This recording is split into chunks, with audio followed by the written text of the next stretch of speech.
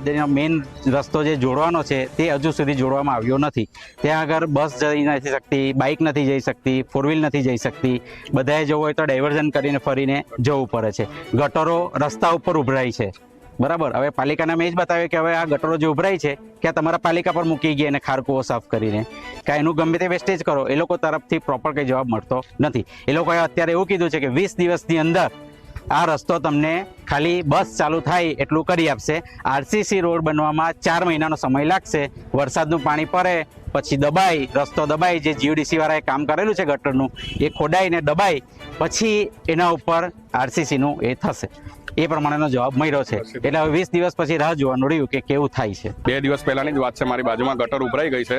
હવે એ રસ્તા પર આવી ગયું છે બધું ખરાબ પાણી અને સ્વિમિંગ પુલ જેવું બની ગયું છે બધું મોટું મોટું. અમે પાલિકામાં એ બી રજૂઆત કરે છે કે હવે તમે નાવડી મુકાઈને અમને ટ્રાન્સપોર્ટેશન કરાવી આપો એમ, કેમ કે હવે 2 વર્ષથી અમે ત્રાસી ગયેલા છે હવે આ વસ્તુથી.